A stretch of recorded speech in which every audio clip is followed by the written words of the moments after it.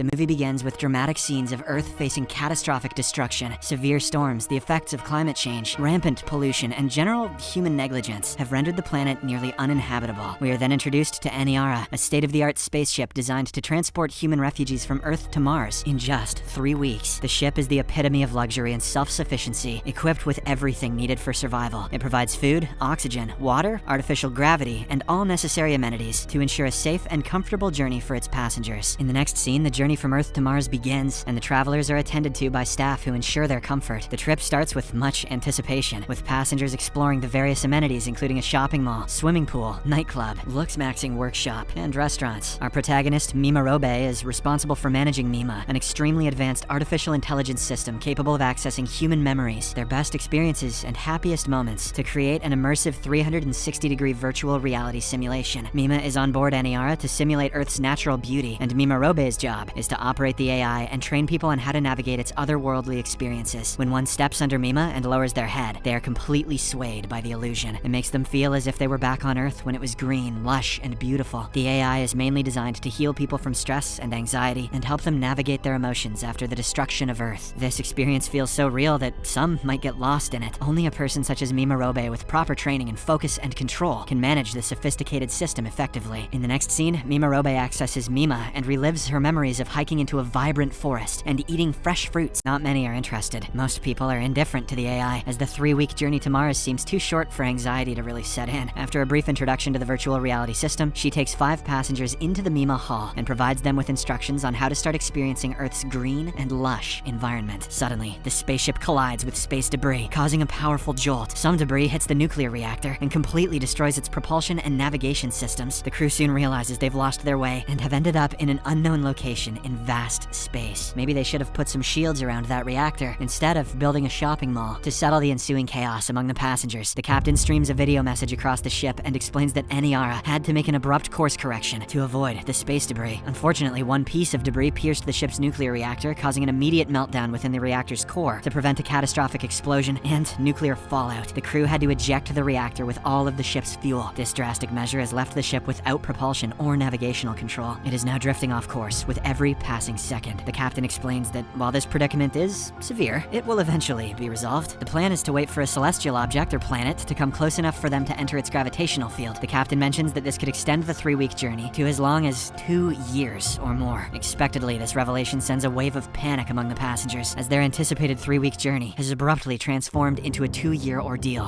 Earthly memories. 3 weeks after the accident, the passengers have become more composed, and they are now using the Mima system extensively for mental peace and happiness. Due to the stress, some staff like Mima Robe start experiencing insomnia. She becomes attracted to one of the pilots named Isagel, but the latter barely seems to notice her. Give it a few more weeks. 2 months after the incident, all the food supplies have been depleted, and now the passengers are surviving solely on algae. So the ship's crew requests volunteers to assist with algae production. Mima Robe also notices a growing number of people seeking peace through Mima. The lines to access the AI are growing longer, and Mima Robe feels increasingly overwhelmed trying to train everyone to use the system. Therefore, the captain decides to allocate more personnel to assisting her. One night, as Mima Robe prepares to sleep, she asks the astronomer about the celestial body they're relying on to adjust their course. The old woman shockingly responds that no such body exists within their reach during their lifetimes. It turns out the captain fabricated the story to prevent widespread panic. This means they are left to drift away in space alone, with food and fuel soon running out. Hearing this, Mima Robe becomes extremely nervous and realizes how dire their situation is. She takes a mixed liquor to relieve her tension and goes to the Mima Hall. There, she uses the virtual reality system to see herself back on Earth and finds some mental peace. Soon after, Mima Robe is summoned to calm down a man who's having a panic attack. It turns out the astronomer secretly told him everything. Mima Robe guides him to the Mima Hall and attempts to relax him. She argues that perhaps life aboard the ship could be preferable. Robe struggles to console those in the Mima Hall, making her really stressed. She once again confronts the captain and tells him that they need to prepare for the inevitable panic when people realize they are lost. The captain agrees and mentions that the water supply is running low, which will soon force them to reveal the full truth. He intends to come clean once they have adjusted to their reliance on algae. 3 years pass aboard Aniara, and as the hopes of living fades, people turn to parties, alcohol, and casual coitus to distract themselves. Realistically, this would have taken 3 days, not 3 years. Many of them continue to rely on Mima to escape their dire situation, while Mima Robe's affection for Isagel continues to grow. One evening, Mima Robe is at a nightclub, engaging in a casual hookup with a guy. Isagel catches them in the act and looks a bit disappointed, but Mima Robe ignores her and casually takes the guy to another room for intimacy. The following day at work, she is increasingly overwhelmed by the long queues forming outside the Mima Hall. Some passengers even try to bribe her to skip the line, but she remains committed to fairness for all. The only person she allows in the Mima Hall after hours is her crush, Isagel. She explains that the guy she saw last night meant nothing. It was just a casual fling. Sadly, Isagel doesn't seem to care, and she simply leaves with an indifferent expression. In the following weeks, Mimarobe notices something unsettling during her own Mima sessions. As she immerses herself in the virtual reality experience, she detects distortions within the system. While floating in a peaceful river scene, she witnesses birds falling dead around her, and at the same time, Mima's voice starts chanting eerie and disturbing messages. Mimarobe then wakes up from the illusion and checks the monitoring device. Shockingly, she discovers that many passengers are experiencing terrifying dreams and suffering from severe mental distress and seizures. Mimarobe realizes that the system is malfunctioning from constantly processing, and they end up complaining to the captain. In the next scene, the captain scolds Mimarobe and warns her that restricting access to Mima could disturb the ship's fragile peace. He insists that the system must stay on, or people will go insane. Mimarobe tries to explain that the AI desperately needs rest and suggests shutting it down for a month, but the captain dismisses her idea because the notion of a computer needing rest is stupid. The next day, an elderly man using the AI system experiences a flood of horrifying memories and apocalyptic scenes of Earth's destruction. As Mimarobe tries to disconnect him, Mima suddenly becomes active and starts chanting disturbing messages. It then self-destructs, scattering debris and ash over the people below. In the aftermath of this incident, the people are left hopeless, as now they have no functional way to cope with their emotions. Mimarobe is particularly crushed by the loss of her AI, but her troubles have only begun, as some people start blaming her for the incident. Even the captain agrees with them and decides to punish her. Isagel supports Mimarobe this time and tries to defend her, but sadly, both of them end up being imprisoned as the crew perceives their actions as crimes against Mima and the people aboard Eniara. It's now been 4 years since Eniara deviated off course, and life on the ship has changed dramatically. Many people struggling with mental disorders commit the unthinkable, while others start forming a cult. Meanwhile, Isagel and Mimarobe grow very close during their imprisonment. They are eventually released early due to the ship being low-staffed. Isagel is reassigned to logistics, while Mimarobe is tasked with teaching. The captain hopes that educating the brightest children on board might one day lead to a solution that will discover it's actually a large orgy to increase the ship's dwindling population. Although this spooks the duo, they eventually give in to their desires and end up having coitus with other men. Several months have passed since the night of the orgy, and Isagel finds herself pregnant, but it appears that she's deeply unhappy about it. She sees the child as a burden, not a joy, especially given their dire situation aboard the ship. Wanting to lift her partner's spirits, Mimarobe proposes building a beam screen that can project images of Earth. It would offer a connection to their lost home now that Mima is gone. However, the captain rejects the idea and insists that she prioritize the education of children, which is crucial for their future. Months later, Isagel eventually gives birth, but falls into deeper depression. She contemplates drowning the baby in a pool, but changes her mind at the last moment. One day, the astronomer suddenly discovers an object approaching their vessel. They hope it is a probe carrying enough fuel and food supplies to redirect their course back to normal. The captain hastily announces this to the passengers, bringing them a sense of relief. They expect to reach the probe within a year and start preparing for its arrival. Cut to 12 months later. The ship has nearly reached the probe. All the people seem to be excited, and Isagel has also gained her confidence back. She, along with Mimarobe, are raising their son with renewed optimism. Later, as the crew prepares for the approaching probe, they note that its design is mysterious and struggle to identify its contents. One engineer suggests the probe might be radioactive and too sophisticated for their knowledge. Despite their continued efforts, they fail to access its contents. Frustrated, the astronomer turns to alcohol and begins harassing the scientists working on the probe. She dismisses the vessel as a meaningless coincidence and mocks their foolish efforts. She also claims that even God won't come to save her. She has to hide the fact that the probe is useless until more information can be gathered. The captain plans to deliver a speech reassuring the people that everything is going according to plan. However, the astronomer refuses to keep silent. She believes they are trapped with no hope of escape and describes the ship as a coffin, determined to reveal the truth. She confronts the captain in his room. He tries his best to change her mind, but to no avail. Hence, with no options left, he ends up shooting her to death. Following this tragic incident, a small funeral is held, and the astronomer's body is sealed in a coffin-like container and released into space. Meanwhile, Mimarobe turns to narcotics and nightlife to cope with the situation. She becomes so immersed in her distractions that she fails to notice Isagel sinking deeper into depression once again. One day, the ship encounters a massive solar storm that causes chaos throughout. The violent turbulence claims the lives of many people on board. Mimarobe rushes back to her bunker to check on her family, only to find Isagel still in her own thoughts. Realizing that she must act now, Mimarobe decides to continue her beam screen project. She works for hours and eventually succeeds in often projecting beautiful images of Earth across the ship. This brings peace and solace to the few remaining survivors. Mimarobe then rushes back to her bunker to share her achievements with Isagel. However, she is shattered to find that her partner has already committed the unthinkable. Their son has also drowned in the bathtub. Ain't alive. The captain continues to pretend that everything is fine, but internally, he too has lost hope. He summons everyone in the common room and plans to mark the occasion with a speech. The captain claims that all the crew members and passengers aboard Eniara are pioneers, as they have ventured farther into space than anyone else before. He then decides to honor Mimarobe with a medal for creating the beam screen. However, the mood on board remains overwhelmingly grim, with only a few remaining survivors who are tired and hopeless. When Mimarobe accepts her award, she feels hollow inside. She notices the captain's bandaged wrists, which suggests that he may also have attempted the unthinkable. To make matters worse, the ship's algae-derived water and food have become contaminated, threatening yet more lives. Now, 24 years have passed since the accident, and only a handful of survivors, including Mimarobe, remain on board. The spaceship is still drifting in space, but it is not near any celestial body or planet. The passengers are now suffering from severe starvation and dehydration. Gathered together, they sit on the ship's floor, and one woman speaks passionately about the healing power of sunlight on Earth. The scene then cuts to 6 million years since the accident that diverted Eniara. The ship, which is now completely devoid of life, finally enters the Lyra constellation. The gravity system failed long ago, leaving dust and debris hanging in the air. The final scene of the movie shows Eniara approaching a planet resembling Earth, which appears capable of supporting life with its thick blue atmosphere, water-covered surface, and lush greenery.